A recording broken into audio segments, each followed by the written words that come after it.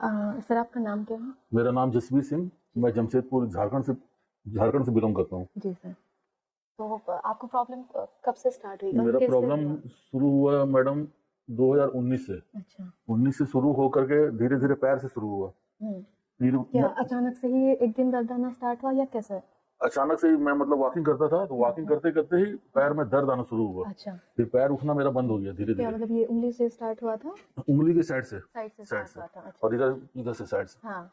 Start हुआ। तो फिर उसके बाद धीरे धीरे पैर मेरा उठना बंद हो गया। अच्छा, कितने दिन के बाद पैर उठना बंद हो गया था? ये धीरे धीरे ही मतलब होना शुरू हुआ है। हाँ, मतलब जैसे एक दो दिन के बाद पैर उठना बंद हुआ, जैसे पेन आया जी। तो उसके कितने दिन के बाद पैर उठना बंद हो ये गया? पैर मतलब धीरे धीरे मतलब आस्ते आस्ते मतलब उठ नहीं पाता था। चलते थे तो चलने में दिक्कत होती थी, दोनों पैरों में साइड में नीचे की तरफ, और मतलब चल नहीं पाता था, चलने में दिक्कत, फ्री नहीं चल नहीं पा रहा था। जी।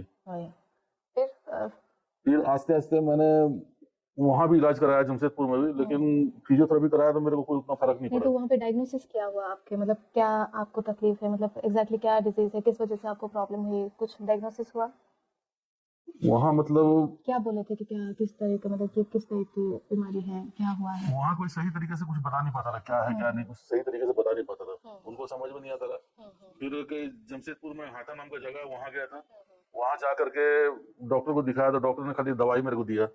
दवाई जब खाता था ठीक रहता था, वो दवाई खाने की मेरे को ऐसे लत पड़ गई कि उसमें मेरे को फिर रात में खाना खाने के बाद जैसे उल्टी उल्टी जैसे लगता था। अच्छा नहीं लगता था, दवाई बहुत हार्ड थी और नींद बहुत आती थी उस दवाई से। वो दवाई को अभी यहाँ आने से पहले मैं तो कितना करीब चला, मतलब 2-3 साल चला वो दवाई? जी, वो दवाई तीन साल करीब चला। जब नहीं खाता था तो फिर मतलब नीचे बैठने लगता था। अच्छा। खड़ा नहीं हो पाता था, चलने में दिक्कत होता था मेरे को बहुत। वो दवाई जब खाता था तो थोड़ा ठीक रहता, लेकिन बहुत ज्यादा उससे कुछ फर्क नहीं था। और उसके बाद फिर मैं अच्छा, जैसे पैर में तो आपका स्टार्ट हुआ, फिर हाथ में? फिर हाथ में भी धीरे धीरे हाथ में आ गया, धीरे धीरे हाथ में आया, झुनझुनी आ गया, हाथ में भी आना शुरू हो गया। हाथ में फिर लिख नहीं पाता था, मतलब स्ट्रेंथ नहीं था हाथ में, लिख नहीं पाता था और हो नहीं पाता था कुछ। मैं वहाँ जॉब भी करता था, बैंक में जॉब करता था। अच्छा। तो फिर धीरे धीरे मैं वहाँ से जॉब भी छोड़ा, फिर क्या करें बीमारी की वजह से। वहाँ से ही फिर इलाज कराने के लिए तीन साल पहले मैं संत जॉन मेडिकल हॉस्पिटल बेंगलोर में गया। वहाँ एक डॉक्टर था, उन्होंने मेरा पूरा मतलब सत्यानाश कर दिया। इलाज तो क्या डायग्नोसिस हुआ? वहाँ पे ग्लूकोज में निडल में डाल करके कुछ इंजेक्शन वगैरह देते थे, वो नस में देते थे। नहीं, तो वहाँ पे वो किस चीज के डॉक्टर थे? वो नीरो के डॉक्टर थे। हाँ, नीरो। और एमआरआई वगैरह हुआ था आपका? एमआरआई 2 बार हुआ था, सीटी स्कैन 2 बार हुआ था, लेकिन उसमें कुछ निकला खुला नहीं। तो डॉक्टर खाली हॉस्पिटल वाले ऐसे पैसा लूट जा रहे थे, डेली का मेरा अच्छा खासा बिल बना रहे थे। कोई फायदा नहीं हो रहा था। लास्ट में एक दिन ओवरडोज हो गया, दवाई देते देते ओवरडोज हो गया। अच्छा। और मेरा पैर हाथ रुक गया था। अच्छा। नहीं चलता था पैर हाथ, मतलब एकदम से वो स्टक हो गया था, एकदम बंद हो गया था। हाँ, फिर धीरे धीरे आस्ते आस्ते फिर मतलब उसका जब डोज मतलब खत्म हुआ, उसका असर खत्म हुआ, तब जाके फिर हाथ पैर काम करने लग गया। तो वो डॉक्टर मतलब उस डॉक्टर ने मेरा एकदम मतलब सत्यानाश कर दिया था। कितने दिन रुके थे वहाँ मैडम मैं 1 महीना रुका था। अच्छा। 1 महीना में फिर मेरे को इतनी कमजोरी आ गई थी कि मैं चलना फिरना मेरा मुश्किल हो जाता था, चल फिर नहीं पाता था। फिर वहाँ से आप वापस आ गए? वहाँ से फिर मेरे पिताजी आए थे, बाई फ्लाइट आए पिताजी, फिर मेरे को डिस्चार्ज करा के वापस लेके गए। अच्छा। जमशेदपुर फिर आ गया मैं। फिर जमशेदपुर में आपका क्या इलाज चला? जमशेदपुर में इलाज करवा रहा था, थेरेपी वगैरह करा रहा था, लेकिन बहुत ज्यादा कुछ फर्क नहीं पड़ रहा था मेरे को। फिर मेरे लड़के ने गूगल में गुड़गांव के बारे में मैडम अर्पिता डॉक्टर अर्पिता शेफाली के बारे में देखा लड़के ने, तब जाके यहाँ के लिए एडवाइस किया। मुझे एम्स में जाने के लिए भी लेटर मिला था, लेकिन मैं वहाँ नहीं गया। अच्छा। वहाँ मैं इसलिए नहीं गया कि मैं दिल्ली एम्स में ही मिला? जी, दिल्ली एम्स में। तो फिर मैं यहाँ पर आया, यहाँ पे मैं बोला यहाँ आगे थेरेपी कराते हैं, 2 महीना थेरेपी कराया। अभी मतलब मेरा उंगली काम कर रहा है, हाथ थोड़ा काम कर रहा है, पैर से मैं चल नहीं पाता था, उतना अच्छा ताकत नहीं था। हाँ, कंधा भी उतना नहीं था, लेकिन अभी थोड़ा काम कर रहा है, उंगली काम कर रहा है, मैं लिख पा रहा हूँ जी, अभी लिख पा रहा हूँ।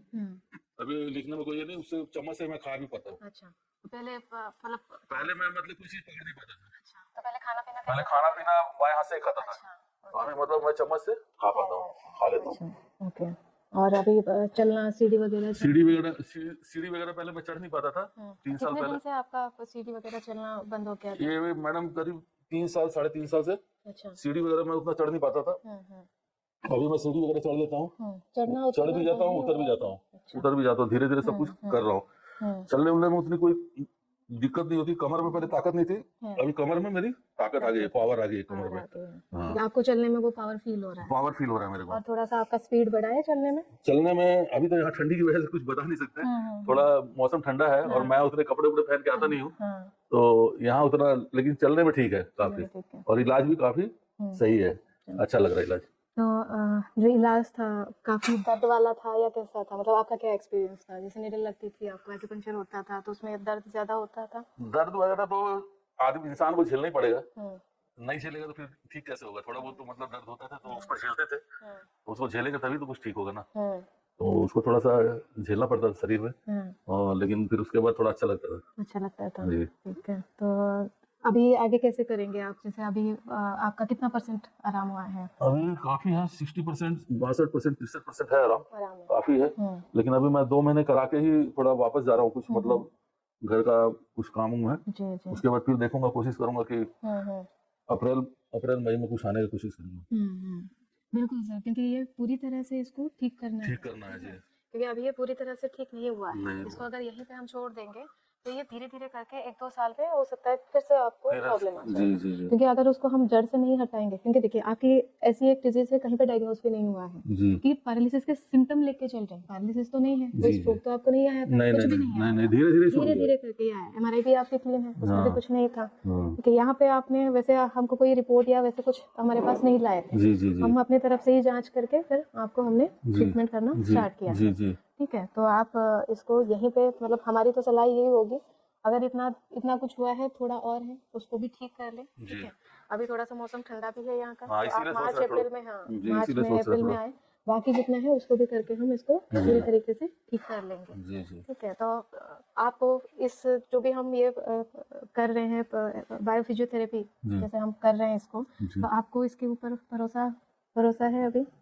भरोसा तो है। अभी दवाई मतलब मेरी छूट गई है, 3 महीने से दवाई। अच्छा, यहाँ पे आपको कोई हमने दवाई वगैरह दिया है? नहीं, यहाँ किसी प्रकार की कोई दवाई मैडम ने नहीं दिया, और मैं कोई दवाई नहीं खाया अभी, मतलब वहाँ जो दवाई मेरे को मिलता था, खाता से दवाई जो मैं लेके आता था वो खाता था, अभी सब दवाई मेरा 3 महीने से छूट गया है, किसी प्रकार की दवाई मैं नहीं खा रहा हूँ। ठीक है, बाकी और कोई चीज की तकलीफ वगैरह नहीं? ठीक है, बाकी सब ठीक है, बाकी सब कुछ ठीक है। ठीक है, चलिए सर की जो भी इनकी कहानी थी, हमने सुना कि किस टाइप से सर की ये प्रॉब्लम स्टार्ट हुई थी, और ये पैरालिसिस नहीं था, क्योंकि पैरालिसिस के कोई भी इनको किसी भी तरीके, जैसे सर भी बोले, कोई स्ट्रोक नहीं आया था, और सर के बीपी वगैरह भी सब कुछ नॉर्मल रहता है, तो फिर भी इनके ये तकलीफ हुई उनको, और इसको हम धीरे धीरे करके अभी 60% ठीक हुआ है, पूरी तरह से ठीक नहीं हुआ है, और सर थोड़ा सा और टाइम देंगे तो इसको हम पूरी तरीके से ठीक करके सर बिल्कुल एकदम से पहले जैसे फिट हो जाएंगे। पहले जैसे अगर मैं फिट हो जाऊँ तो फिर मैं अपना जॉब पकड़ लूंगा। अच्छा, मैं अपना जो जॉब करता था वो जॉब पकड़ लूंगा। सर आपकी एज क्या है अभी? मेरी अभी एज है 54 है। अच्छा, अभी 6 साल मेरे पास समय है, मैं अपना जॉब कर लूंगा। अच्छा, 6 साल। ठीक है, तो इसलिए आपको भी एक मतलब खुद के साथ एक प्रॉमिस करना पड़ेगा कि मैं अब खुद को टाइम दूंगा पूरी तरीके से, और 100% खुद को ठीक करूंगा पहले जैसे। जी। ठीक है, तो ये एक प्रॉमिस होगी आपको, आपके लिए। ठीक है, कि मैं खुद को पहले जैसा ही फिट कर दूंगा। ठीक है, चलिए। और मैं एक बात बोलना चाहूंगा कि मैडम मतलब इलाज बहुत अच्छा से करती है, स्टाफ के भरोसे नहीं छोड़ती पूरा काम, तकरीबन खुद भी अपने हाथों से ही मतलब करती है, जो भी मतलब वर्क करती है अपने हाथों से करती है, किसी के ऊपर उतना भरोसा नहीं करती है। लेकिन स्टाफ भी ठीक है, स्टाफ अपना काम करता है, ऐसा बात नहीं कि स्टाफ अपना काम नहीं करता, मैडम जो बताती करता है, लेकिन मैडम खुद भी, मैंने डॉक्टरों को देखा है, डॉक्टर जो है पेशेंट को कभी हाथ नहीं लगाते हैं, वो सिर्फ अपने स्टाफ से काम करवाते हैं, लेकिन मैडम ऐसी नहीं है, मैडम खुद अपने हाथों से ही मतलब जो भी काम करती है, ऐसा डॉक्टर बहुत कम करते हैं। Thank you sir.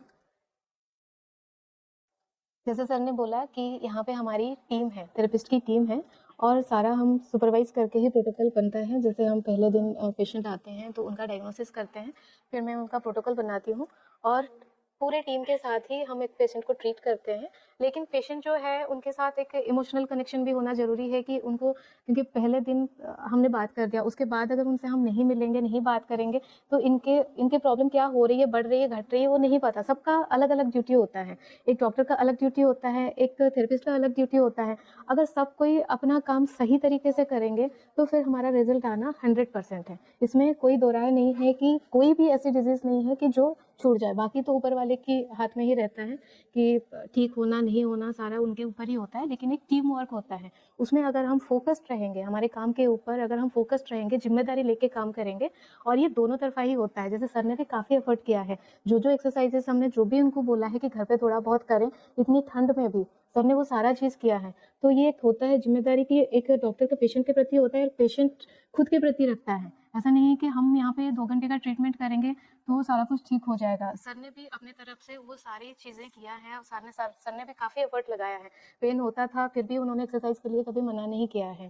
सर और एक चीज़ हम बात करेंगे कि जैसे बोलते हैं कि ट्रीटमेंट महँगा है, तो आप इसके बारे में क्या बोलेंगे? यहाँ पे आपको ट्रीटमेंट आपको महँगा लगा या कैसा है?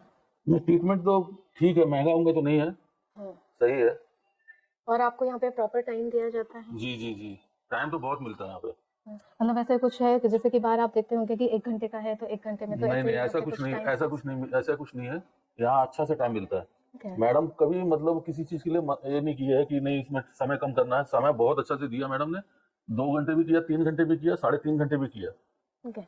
तो मेन फ़ोकस यही होता है कि टाइम कुछ नहीं होता है, टाइम मैटर नहीं करता है। मैटर वही करता है कि कैसे हम पेशेंट को रिलीफ़ ला सकें।